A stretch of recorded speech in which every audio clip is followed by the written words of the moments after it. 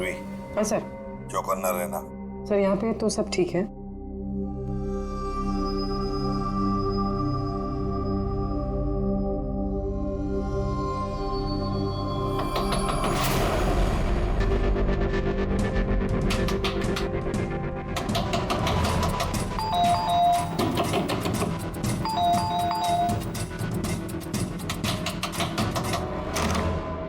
जी कहिए। वो मेरे पीछे ना कुछ गुंडे पड़े, मैं अंदर आ सकती हूँ प्लीज? एक मिनट।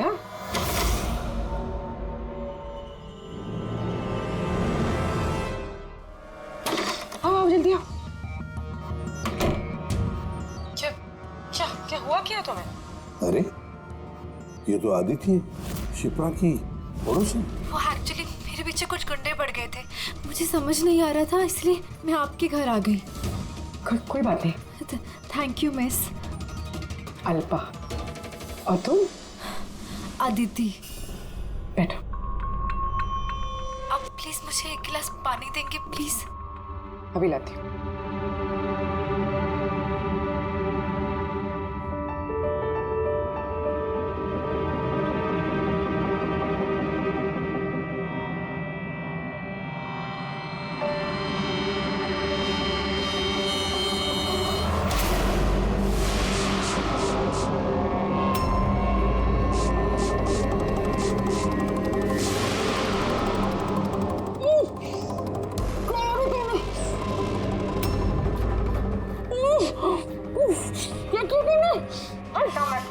कुछ ऐसा नहीं किया, ज्यादा दर्द नहीं दूंगी तुझे मैं।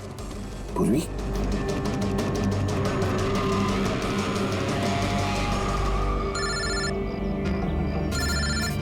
हाँ सर। क्या शिप्रा की पड़ोसन अदिति? सर मैं फौरन वहां पहुंचता हूं। नहीं सर, अब अशोक का भी पता नहीं चला। ये सर। सब कुछ प्लान के मुताबिक तो चल रहा है।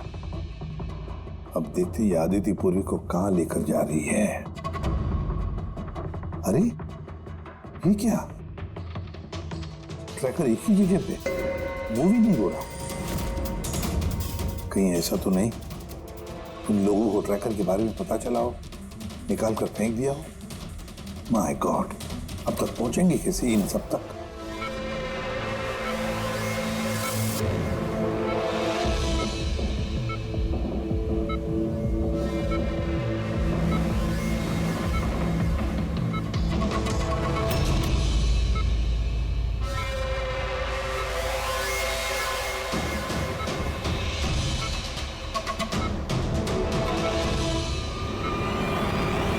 चलो तुम्हारे दवा का वक्त हो गया है, अब अच्छे बच्चे की तरह दवा लो।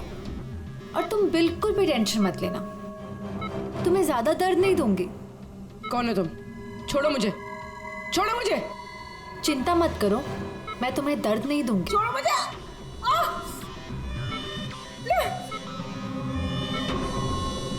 मैंने तुम्हें मना किया था ना कि कुछ दिनों के लिए हम किसी नए लोगों को नहीं लाएंगे, क्योंकि सीआईडी वाले हमें पागलों की तरह ढूंढ रहे हैं। हमारी कोई भी लापरवाही हमें बहुत महंगी पड़ सकती है। सर अदिति का घर बंद था, दरवाजा तोड़ के हम लोग अंदर भी घुसे पर कुछ हाथ नहीं लगा सर। इस अशोक का भी कुछ पता नहीं चल रहा है। सर ऐसा लग रहा है हमारे लिए सारे रास्ते बंद हो गए।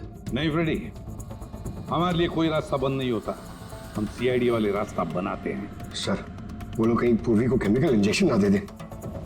नहीं, कुछ नहीं करेंगे वो लोग, पूरी को कुछ नहीं होगा। कोई तो बात हम मिस कर रहे हैं, कोई तो बात है जो हमसे छूट रही है, पर क्या क्या हो सकती है वो बात?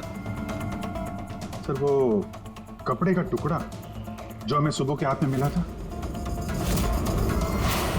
उसके रेशे में आटा मिला था हमें। हाँ सर, आटा। जब मैं अशोक के बारे में रोड पे लोगों से पूछ रहा था, हाँ, तो वहां पे मैंने एक आटा की चक्की देखी थी और उसके पीछे एक पुरानी बिल्डिंग भी है। तो फिर जरूर वो आदमी जिसने परेश पर हमला किया उस आटे की चक्की के आसपास ही रहता होगा, इसीलिए तो उसकी शर्ट पर आटा आ गया। तो ये भी तो हो सकता है कि परेश पे हमला करने वाला अशोक ही हो। सर वो कपड़े का टुकड़ा भी अशोक का ही हो सकता है। ये भी हो सकता है कि परेश पे हमला करने वाला और ये अशोक दोनों एक गैंग के लिए काम करते हो और वो गैंग आटे के चक्की के आसपास होगा। सबके सब आटे के चक्की के आसपास ही हो गया अभिजीत, और पूर्वी को भी।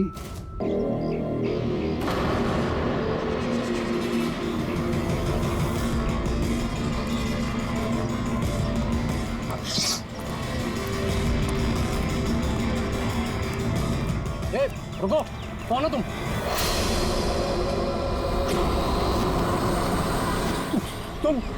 नहीं, यहाँ तुम नहीं हो सकते। नहीं। रुक, अरे यहाँ आने की परमिशन नहीं है किसी को। वॉचमैन, पकड़ो इसे। वो देखो भाग रहा है, पकड़ो उसे।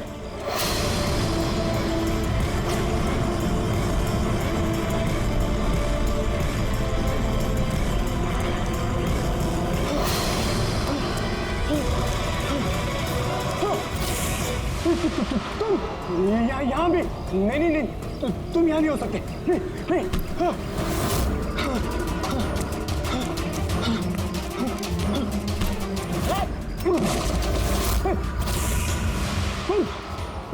तुम मेरे पीछे क्यों पड़े? तुम मुझे मार दोगे। अरे कौन है? रुक।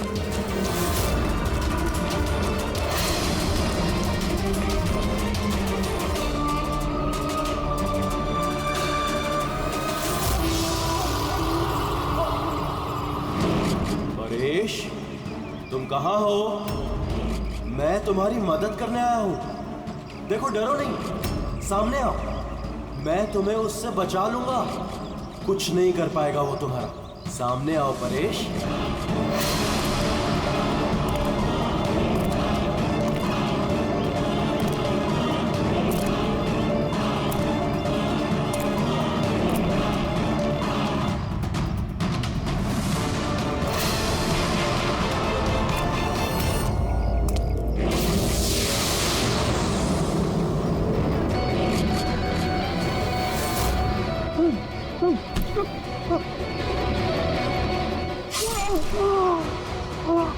कौन है वहां पे? हाँ?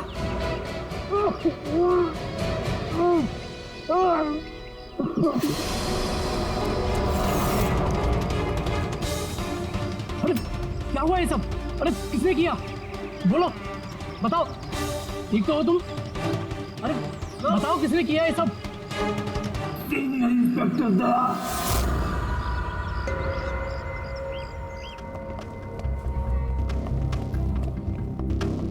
हाँ डॉक्टर साहब, पेशेंट खतरे के बाहर है, लेकिन अभी भी बेहोश है। कौन है, कुछ पता चला? हाँ, इसका नाम परेश है, लेकिन अभी तक बेहोश है। होश में आने के बाद आप लोग मिल सकते हैं। ठीक है डॉक्टर साहब, थैंक यू। वैसे आपने हमें क्यों बुलाया? इनके कारण। इनका कहना है कि हमला करने वाला आप ही की टीम का है। What? क्या बकवास कर रहे हैं आप? सीआईडी का काम होता है आम आदमी को मुजरिमों से बचाना, हमला करना नहीं, समझा? सब सच बकवास ही लगता है, लेकिन ये बकवास नहीं है, क्योंकि पीड़ित ने खुद मुझसे कहा है। क्या बताया उसने? किसने हमला किया उस पर, बताओ। दया। What? क्या क्या बोल क्या रहे हो? मैंने उसमें हमला किया? हाँ, उसने मुझसे यही कहा है कि आपने ही उस पर हमला किया है और आप उसे जान से मारना चाहते हो। क्या? मैं उसकी जान लेना चाहता हूँ? हाँ सर, मुझे लगता है कि आपको दया को अरेस्ट कर लेना चाहिए। हमें हमारा काम बताने की जरूरत नहीं है, समझा? मुझे पता था कि आप अपने कलीग का ही साथ देंगे। देखा, चोर चोर मोसेरे भाई। ज्यादा जज मत बन, समझा? और तुम्हारी सर्टिफिकेट की जरूरत नहीं है हमें। परेश को कैसे जानते हो तुम? मैं उसे नहीं जानता सर। तो फिर? सर, ये हमारी कंस्ट्रक्शन साइट पर हमें मिला था। हमें देखकर ऐसे बिहेव कर रहा था कि जैसे इसने कोई भूत देख लिया हो, और फिर एकदम से अंदर भाग गया। और थोड़ी देर बाद इसकी चीख हमें सुनाई दी। जब हम वहां पहुंचे तो वो बुरी तरह जख्मी हालत में पड़ा था, और उसने उसी हालत में हमें बताया कि उस पर हमला दया ने किया है। मैं एक समय पे दो जगह पे नहीं हो सकता। मैं सुबह से ब्यूरो में था। तसल्ली के लिए तुम वो सीसीटीवी फुटेज देख सकते हो, समझे? लेकिन फिर उसने आपका नाम क्यों लिया? एक काम कीजिए, अब जाइए यहाँ से, जाइए। बहुत बोल दिया। Thank you very much doctor साहब। समझ में नहीं आ रहा गया, जब तुम ब्यूरो में ही थे तो फिर परेश ने ऐसे क्यों कहा कि दया ने उस पर हमला किया?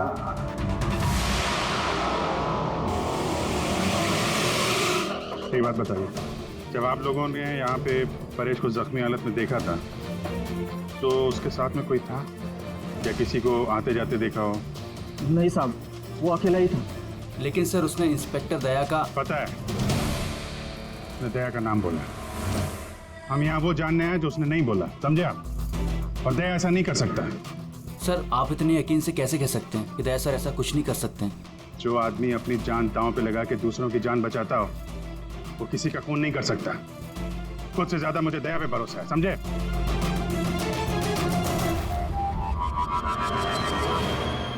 आसपास चेक करते हैं, शायद कोई सबूत मिल जाए।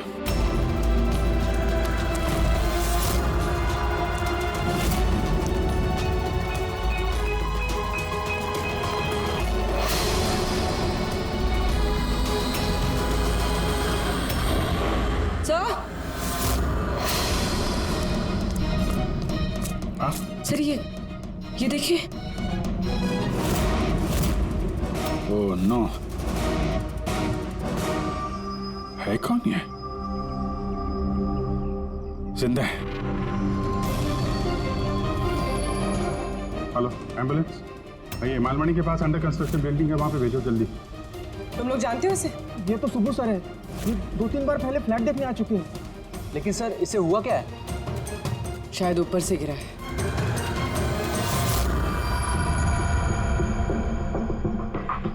ऊपर से गिरा है या फिर गिराया गया है?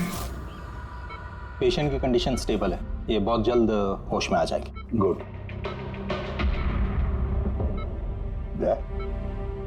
क्या हो गया? इसे तुम ऐसे क्यों देख रहे हो? जानते हो इसे? साहब, अभिजीत तुम यहाँ क्या कर रहे हो? जिस अंडर कंस्ट्रक्शन बिल्डिंग में इस परेश पे हमला हुआ है, वहां पे हमें एक और आदमी जख्मी हालत में मिला। और एक आदमी? कौन है वो? तो वॉचमैन बता रहा था उसका नाम सुबू है। वहां पे 2-3 बार आया था मकान देखने के लिए। उसके हाथ में से हमें ये कपड़े का टुकड़ा मिला है। अच्छा, छोड़ दो मुझे मत मारो, छोड़ दो मुझे, मत मारो मुझे, छोड़ दो मुझे। परेश,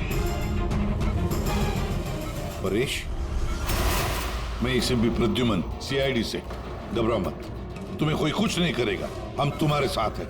दया, दया छोड़ दो मुझे, दया छोड़ दो मुझे, मुझे मत मारो दया। परेश, दया तुम्हारे सामने खड़ा है, मैं इसे भी प्रद्युमन हूँ। दया, दया छोड़ दो मुझे, छोड़ दो मुझे। परेश,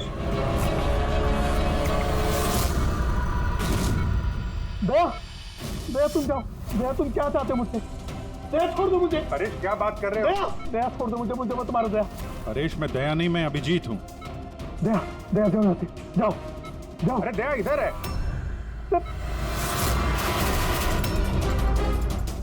दया छोड़ दो मुझे, मुझे मत मार दो। परेश इधर देखो, हम पहले मिल चुके हैं, तुम जानते हो मुझे। दया छोड़ दो मुझे, मुझे मत मारो। सब दया हो, तुम सब दया हो, मुझे मत मारो। डॉक्टर, दया छोड़ दो मुझे, डॉक्टर, दया छोड़ दो मुझे, डॉक्टर साहब, देखिए ना क्या हो गया इसको? दया छोड़ दो मुझे, मुझे एक मिनट, सब दया कुछ नहीं होगा तुम्हें। एक मिनट, सब दया हो तुम, सब दया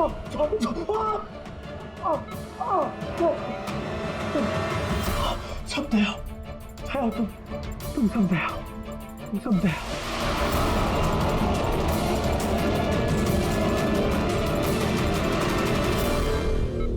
ये चक्कर है क्या? और हर किसी के चेहरे में उसे मेरा चेहरा नजर आता है। हाँ वही तो, इसलिए जब उसने उस आर्किटेक्ट को, उसके असिस्टेंट को, उस वॉचमैन को देखा तो ऐसे बर्ताव करने लगा जैसे उसने भूत देखा है। और उसके दिमाग का भूत दया तुम हो, तुम।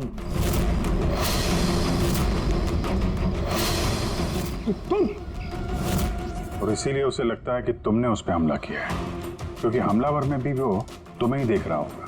तो मेरी समझ में ये बात नहीं आ रही सर कि मेरा ही चेहरा क्यों? दया, तुम कह रहे थे ना इसे तुम पहले से जानते हो, कैसे? सर लगभग 15 साल पहले मैंने इसे गिरफ्तार किया था सर। हाँ, और 2 साल पहले ये जेल से छूट गया, और पिछले 2 साल में अलग अलग केस में मैंने इसे 2 बार अरेस्ट किया सर। अभी ये परेश पुराना मेहमान है दया का। पर परेश पे हमला किया किसने और क्यों?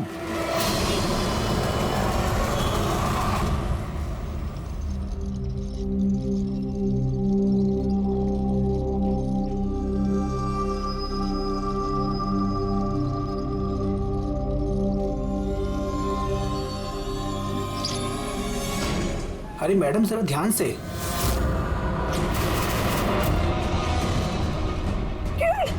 कौन किरण? मैं कोई किरण नहीं हूँ। अरे क्या कर रही है मैडम, क्या कर रही हैं आप? आपको कुछ गलतफहमी हो रही है मैम। अरे मैडम, आप ठीक तो हो ना? कौन किरण?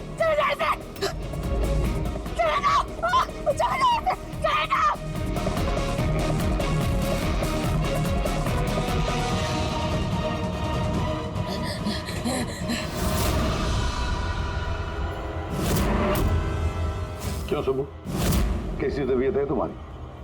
सर, पैर की हड्डी टूट गई है और बाकी इधर उधर थोड़ी सी चोटें लगी हैं। मुझे एक बात बताओ, क्या हुआ था उस दिन? हाँ? वो आदमी सीढ़ियों से भाग रहा था जब मैं उससे टकराया, और जब मैंने उसके हाथ में चाकू देखा तो मैंने शोर मचाया और उसे पकड़ने की कोशिश की, लेकिन तब उसने मुझे धक्का दे दिया और मैं नीचे गिर गया। उसके बाद सर कुछ याद नहीं। सुबह, तुम्हारे हाथ में से हमें वो जो एक कपड़े का टुकड़ा मिला था, लाल कलर की चौकड़ी का, क्या वो उस आदमी की शर्ट का टुकड़ा था?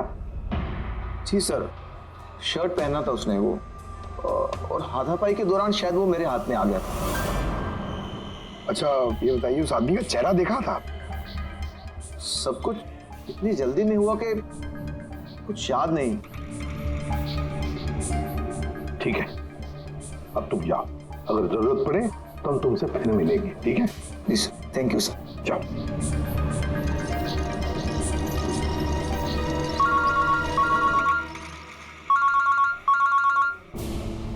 आद्या,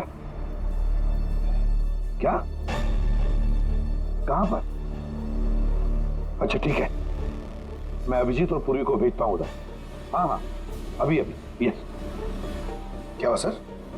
मैं बता रहा था कि किसी सुपरमार्केट में एक औरत आसपास के सभी लोगों पर हमला कर रही थी और हर एक को किरण किरण किरण नाम से पुकार रही थी। देखिए मैडम, हम लोग सीआईडी से हैं, आपकी मदद करने के लिए आए हैं, ठीक है? ये चाकू हमें दीजिए। देखिए मैडम, मैं किरण नहीं हूँ, मैं इंस्पेक्टर अभिजीत हूँ। मैं तुम्हें भी जान से मार दूंगी। मैं नहीं छोड़ूंगी। आप प्लीज नहीं छोड़ूंगी। चाकू रखिए।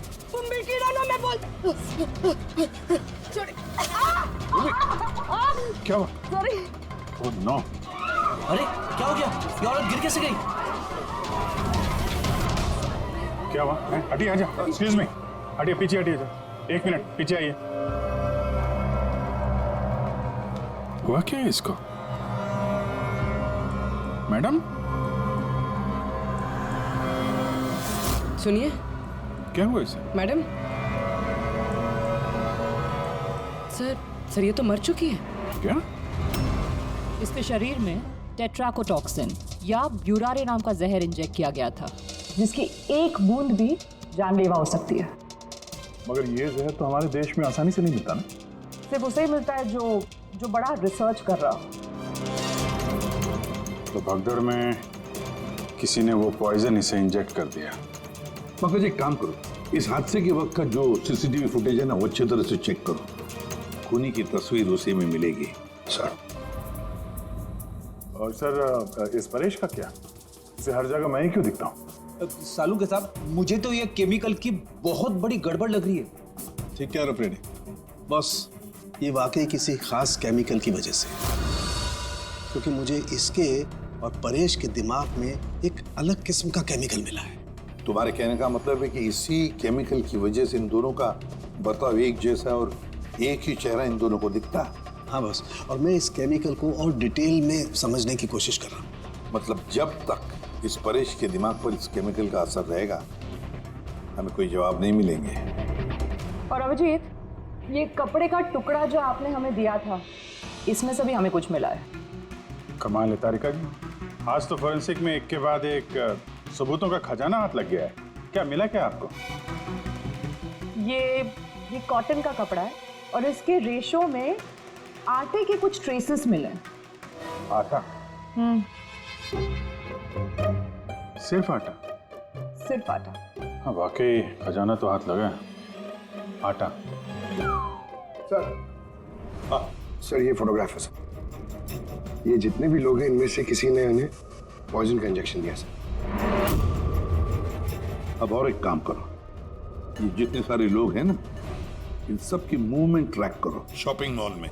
खून होने से पहले ये लोग कहाँ थे, कहाँ से आए, क्या क्या कर रहे थे, और खून होने के बाद में देखो ये लोग कहाँ कहाँ गए।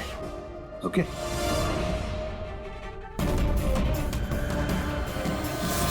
सर मैंने इस औरत का बैकग्राउंड चेक किया। इसका नाम शिप्रा है। ये एक हाउसवाइफ थी। सर परेश तो फिर भी एक मुजरिम है, उसके कई दुश्मन हो सकते हैं, लेकिन इसकी किससे क्या दुश्मनी हो सकती है? वजह तो कुछ भी हो सकती है पूर्वी, लेकिन एक बात कॉमन है शिप्रा और परेश के बीच में, उन दोनों के ब्रेन में वही केमिकल मिला है। तो उन दोनों का दुश्मन भी एक ही हो सकता है।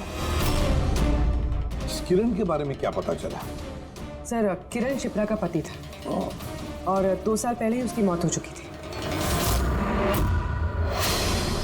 सर किरण शिप्रा को काफी मारता पीटता भी था। कोई ना कोई बात तो है इस परेश और शिप्रा के बीच में, कोई कॉमन बात, जिसकी वजह से ये दोनों भी उस खूनी के निशाने पर आ गए। क्या हो सकती है वो कॉमन बात? क्या हो सकती है? सर मैं परेश के पड़ोस में पिछले 5 साल से रहता हूँ, पर अजीब बात है सर, ना मैंने उसे कभी देखा ना कभी मुलाकात हुई। और कोई नहीं है परिवार में उसके? सर उसके पिताजी थे, जिनकी मौत तब हो गई थी जब वो जेल में था, और कोई नहीं है। सर शिप्रा का हस्बैंड बहुत स्ट्रिक्ट था। वो उससे मिलना तो दूर, किसी से बात तक करने अलाउ नहीं करता था। इनफैक्ट वो तो उसको मारता पीटता भी था। सर उसके हस्बैंड के डेथ के बाद ना मैंने बहुत कोशिश की कि मैं उससे बात करूं, उससे पूछूं, लेकिन उसने इंटरेस्ट नहीं रखा। अच्छा, उसका कोई करीबी दोस्त, कोई रिश्तेदार नहीं था क्या? सर मुझे नहीं लगता कि होगा। अच्छा।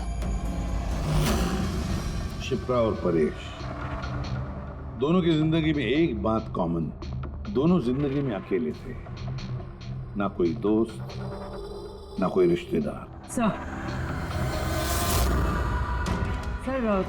दोनों में एक चीज कॉमन है। क्या? सर हमने परेश और शिप्रा का कंप्यूटर चेक किया, तो उनकी कंप्यूटर हिस्ट्री से पता चला है कि दोनों ने ही ऑनलाइन सपोर्ट ग्रुप ज्वाइन किया था। अच्छा, ऑनलाइन सपोर्ट ग्रुप मतलब? सर ये ग्रुप्स है जो डिप्रेशन, लोनलीनेस, ड्रग एडिक्शन और अल्कोहलिज्म में फंसे होते हैं, उनकी काउंसलिंग करता है और उनकी मदद करता है। सर शिप्रा ने 2 हफ्ते पहले ही एक ऐसा ग्रुप ज्वाइन किया था जो शादीशुदा जिंदगी में परेशान लोगों की मदद करता है, और परेश ने अपने अकेलेपन से निकलने के लिए पिछले महीने ही ऐसा ग्रुप ज्वाइन किया था। अजीब इत्तेफाक है, दोनों ने ऑनलाइन ग्रुप ज्वाइन किया और दोनों को एक ही तरीके की परेशानी हुई। कुछ पता चला इस ग्रुप के बारे में? सर हमारा साइबर एक्सपर्ट राज इस ग्रुप को ट्रेस करने की कोशिश कर रहा है, जल्दी कुछ पता चल जाएगा। सर सर शिप्रा का खून इसी आदमी ने किया। जिस वक्त उसका खून हुआ था उस वक्त जितने भी लोग मौजूद थे, ये सबसे ज्यादा अजीब है सर। जिस वक्त अभिजीत सर और पूर्वी सुपरमार्केट पहुंचे थे, ठीक उसी वक्त ये आदमी वहां पहुंचा था सर, और भीड़ में घुस गया था, और जब शिप्रा की मौत हुई तो फटाफट वहां से भाग गया। रेडी, काम करो, हमारा डेटाबेस चेक करो, शायद इसके बारे में कुछ पता चले, कोई लीड मिल जाए। इसका मतलब है सर ये खूनी सुपरमार्केट में कुछ खरीदने नहीं बल्कि शिप्रा को मारने के लिए आया था।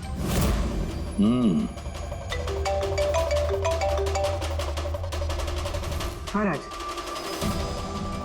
ओके ठीक है, तो तुम मुझे एड्रेस SMS कर दो। Thank you. Sir cyber expert Raj का फोन था, उसका कहना है कि ये दोनों ग्रुप्स एक ही IP एड्रेस से बनाए गए हैं। हाँ, एक ही कंप्यूटर से? हाँ सर। IP का एड्रेस मिला है? हाँ सर, अंधेरी में एक प्रिंटिंग शॉप है, ये दोनों ग्रुप्स वहीं से बनाए गए हैं। बस, तो फिर अभिजीत तुम और पूर्वी जाओ वहां पर और देखो कौन है इस सबके पीछे और उसका क्या कनेक्शन है। सर क्या सोच रहे होते हैं?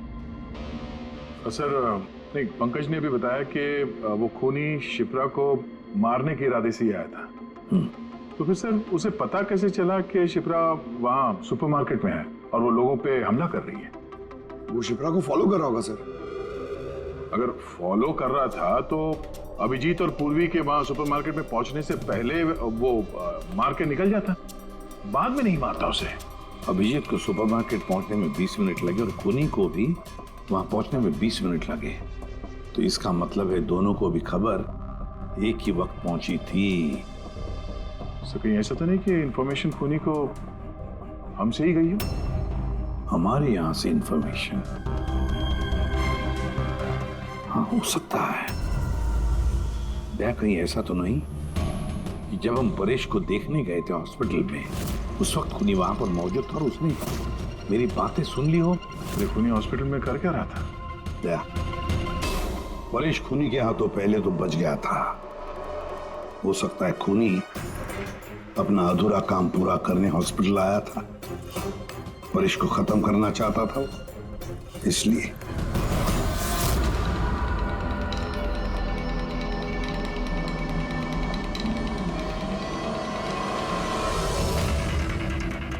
डॉक्टर साहब, क्या आपने इस आदमी को देखा है?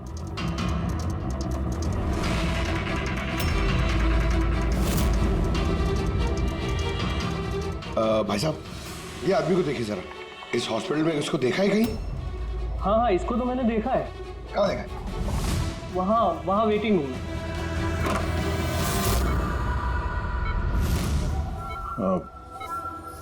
यहाँ कोई आया था क्या? नहीं सर, यहाँ कोई नहीं आया। ठीक। हाँ दे सर परेश तो ठीक है, पर वो खूनी अभी तक दिखा नहीं। कहीं तो छुप कर बैठा ही है दया, सही वक्त का इंतजार कर रहा है। वेटिंग रूम में भी चेक किया सर, अभी कोई नहीं है। तो यही पता है, पर कहाँ छुप कर बैठा है ये?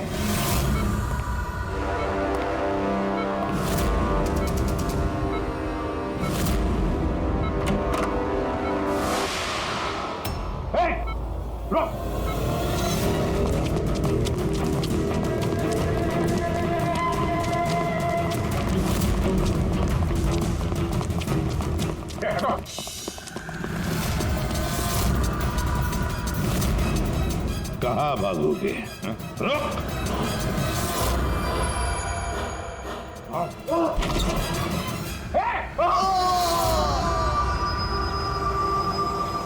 My God!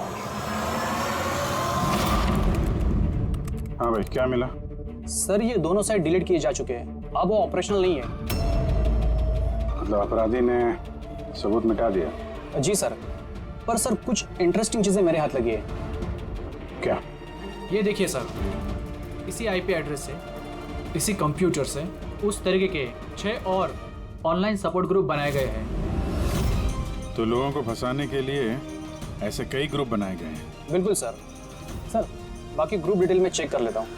मतलब सर, परेश और शिप्रा के अलावा और भी कई लोग हैं जिन्हें इन लोगों ने फंसाया है। मगर सर मकसद क्या हो सकता है इस तरह से साइट बना के लोगों को टारगेट करने का? वही केमिकल से रिलेटेड कुछ होगा। ये कुछ मिला रजिस्टर में? हाँ सर। सर पिछले 3 महीनों में 85 लोगों ने कंप्यूटर यूज़ किया है। सबकी डिटेल्स चेक करनी पड़ेगी। ठीक है सर ये देखिए, 6 में से 5 ग्रुप डिलीट किए जा चुके हैं, लेकिन अभी भी एक सपोर्ट ग्रुप एक्टिव है और अभी भी उसे कोई ऑपरेट कर रहा है। Enhancing the life of lonely people, मतलब साफ है, ग्रुप बनाया जाता है, तना लोगों को फंसाया जाता है और बाद में ग्रुप डिलीट। तो अब उन्हें एक और शिकार की जरूरत है। एक आइडिया है पूर्ण? कुछ पता चला इस आदमी के बारे में? फिलहाल तो कुछ नहीं। वॉलेट के अलावा इसके पास कुछ भी नहीं मिला है, मोबाइल फोन तक नहीं। तो हमारे पास कोई सुराग नहीं है। दया, ये केस दिखता उतना सिंपल नहीं है, बहुत बड़ा षड्यंत्र है ही है। कई सारे लोग इसमें इन्वॉल्व हैं। ये तो इस खेल का मोहरा लग रहा है सर, वो भी भाड़े का। और इस केस का मास्टरमाइंड अभी भी आजाद घूम रहा है, अपने नए शिकार की तलाश में होगा। जल्द से जल्द ढूंढना होगा सर इसे। हाँ पंकज, आराम से। बस खड़े। ये क्या ही था उनके? सर आप ये क्या खेल खेल रहे हैं पंकज के साथ? नहीं नहीं, ये कोई खेल नहीं। बस मैंने बताया था ना, ये केस बहुत ही पेचीदा है, बड़ा कॉम्प्लेक्स है। याद है ना, मैंने बताया था उस परेश के और उस शिप्रा के दिमाग में मुझे एक अलग तरीके का केमिकल मिला था। हाँ, मैंने उस केमिकल को रिप्लिकेट किया और इस पंकज के शरीर में इंजेक्ट कर दिया। What? अरे तू पागल हो गया फारूक है? अगर इसे कुछ हो गया तो? अरे कुछ नहीं होगा यार, बिलीव मी, मैं पागल हूं क्या?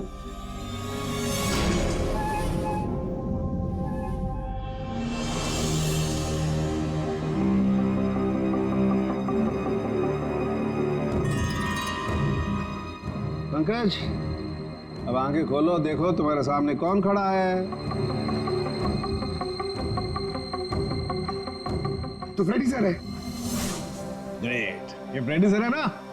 अब इस तरफ देखो पंकज, यहाँ कौन खड़ा है?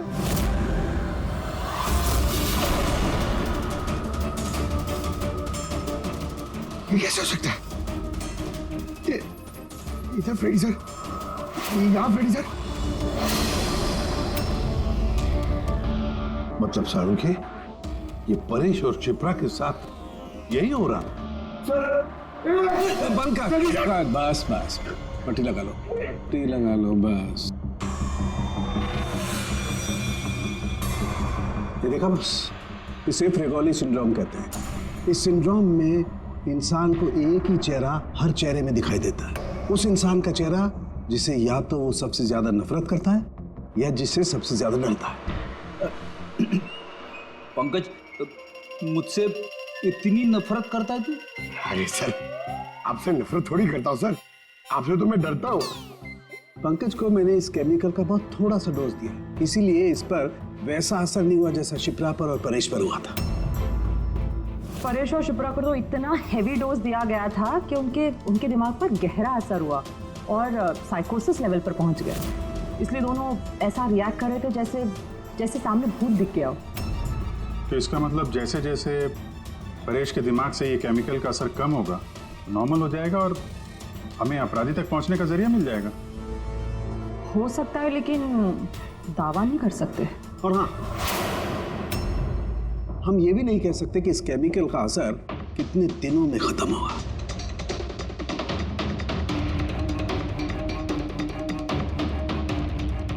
अगर हम परेश के ठीक होने का इंतजार करेंगे तो बहुत देर हो जाएगी।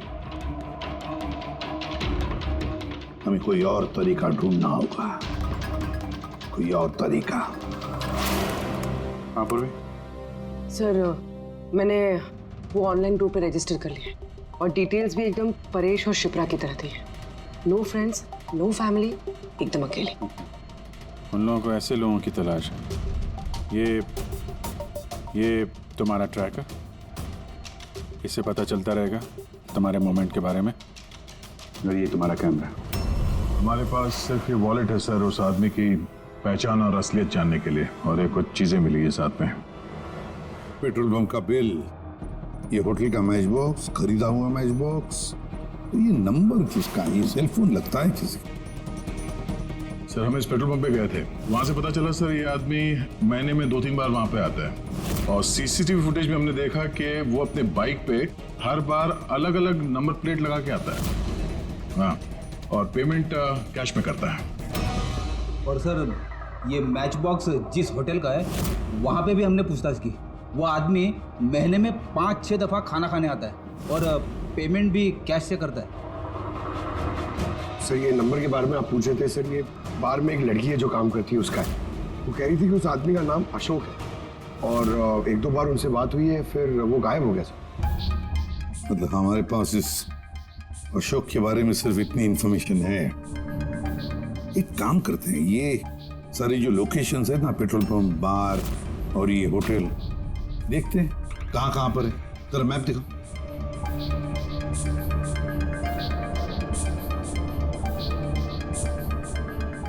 ये वो जगह है जहाँ पे वो पेट्रोल पंप है। सर, यहाँ पे बाहर है सर। और सर, ये होटल है। बार, ये होटल, पेट्रोल पंप। दया सर, ऐसे नहीं लगता तुम्हें? देखो ना, ये सारे के सारे लोकेशंस 1 किलोमीटर के दायरे में है यहाँ से। हो सकता है सर उसका घर या ऑफिस इस जगह के आसपास ही कहीं। Are you ready? I am ready चल चल। हाँ सर मैं रेडी। अरे वाह, बहुत अच्छा गेटअप है। इसके घर का क्या किया? सर पूर्वी के लिए भाड़े पे 1 हफ्ते के लिए घर लिया। आई मीन अल्पा के लिए। अल्पा, ठीक है, गुड। लेकिन पूर्वी, चौकन्ना रहना। उनका पहला कदम क्या होगा हमें पता नहीं है। Yes good luck.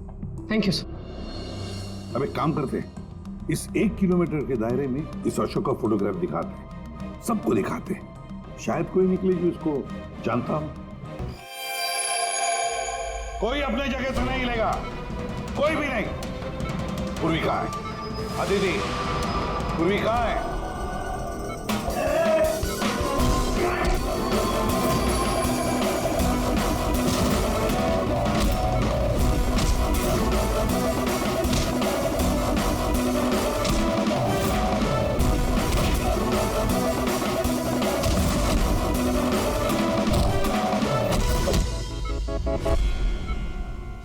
सब नर्सेज और डॉक्टर इस तरफ आ जाओ। चले चलो, तुम भी जल्दी। डॉक्टर अदिति, पूर्वी कहाँ है? पूर्वी कहाँ है?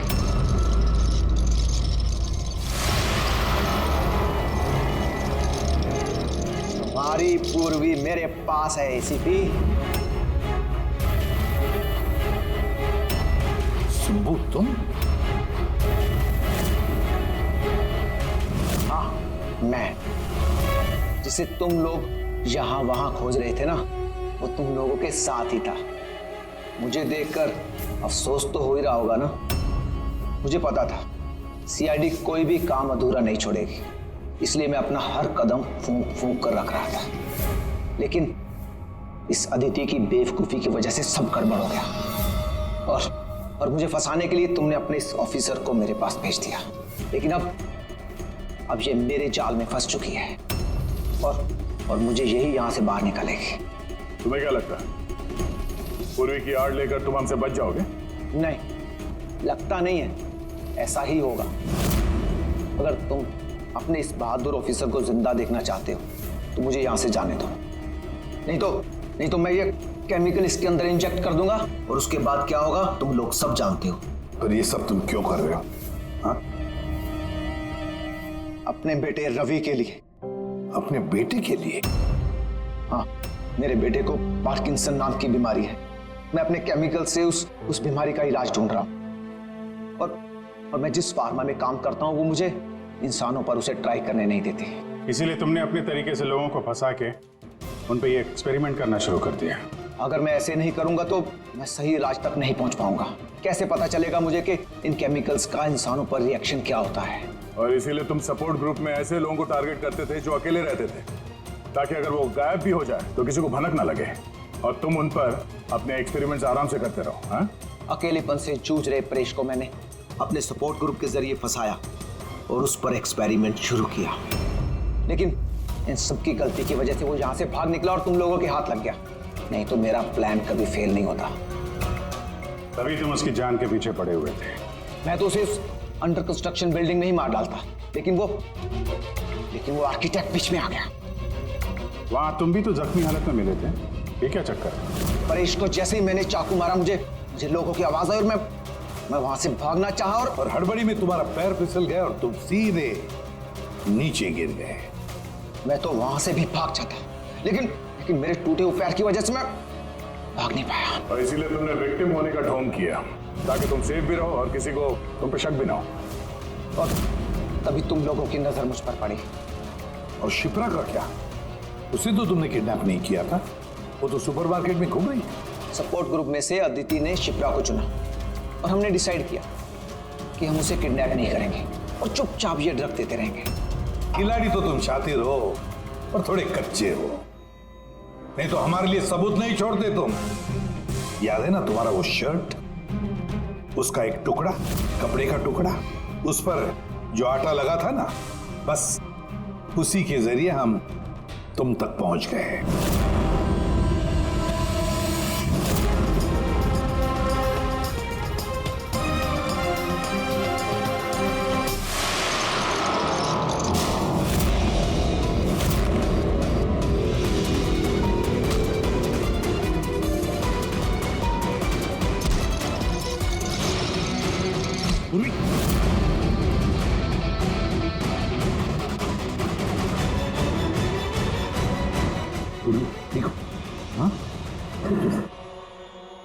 क्या किया तुमने सुब्बू? कभी सोचा है हा? अपने बेटे को बचाने के लिए तुमने न जाने कितने लोगों की जान दांव पर लगा दी, पर यह नहीं सोचा ना कि सही क्या है गलत क्या है। तुम्हारे बेटे को तो हम अच्छी से अच्छी ट्रीटमेंट दिलवाएंगे, मगर तुम्हें जेल की सलाखों के पीछे बिठा देंगे। शायद फांसी का ऑर्डर भी आ जाएगा तब तक।